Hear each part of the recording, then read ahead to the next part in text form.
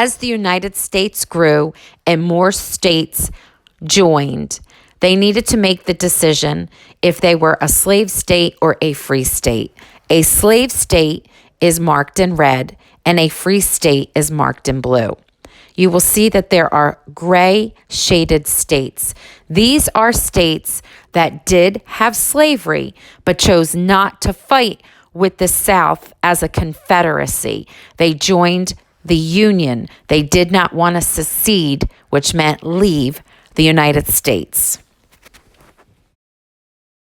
When the Civil War broke out, the President of the United States was Abraham Lincoln.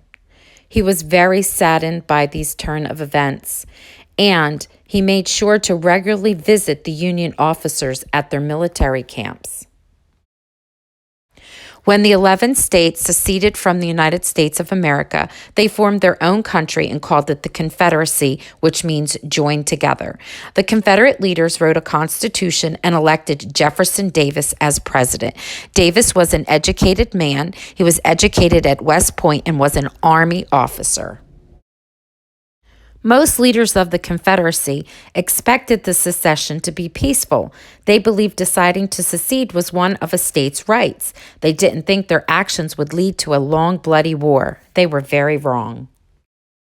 The Union general was Ulysses S. Grant. President Lincoln once said of Ulysses S. Grant, "I can't spare this man, he fights." Grant proved to be the fighter the Union needed. On March of 1864, Lincoln promoted Grant and gave him control over the entire Union Army. Grant was famous for his aggressive fighting style and for being relentless. He would just keep sending in more men until the other side ran out of food or ammunition. The commander of the Confederate troops was Robert E. Lee.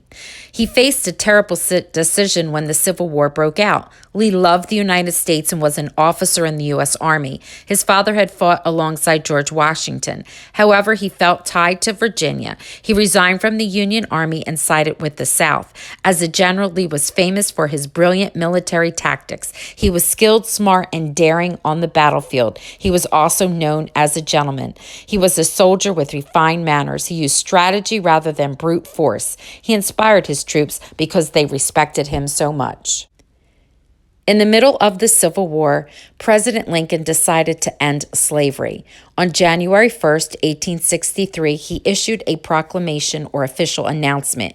It called for the emancipation or setting free of slaves. Lincoln's Emancipation Proclamation freed slaves in states at war with the Union. The proclamation did not end slavery in the border states. These were the areas that were shaded in gray on the map. These were actually slave states that stayed loyal to the Union. These were Delaware, Kentucky, Maryland, Missouri, and West Virginia. It freed slaves in the Confederacy, but only those areas controlled by the Union benefited. As a result, most African Americans remained enslaved. Many would not learn of emancipation until much later. On April 9, 1865, General Grant and General Lee met in a farmhouse and ended the Civil War. Both generals wanted the healing of the nation to start right away. The Civil War was the most destructive war in our history. The human costs were very high. About 620,000 people died. Families were torn apart as some members sided with the Union and others with the Confederacy. The governments of both sides spent billions of dollars to fight the war. Other economic costs were shattering as well. Towns and farms and industries in the South were ruined, and factories in the North that had relied on Southern cotton were in trouble. However, the economy of the South suffered for greater loss, particularly because the enslaved people on whom the economy depended were now free.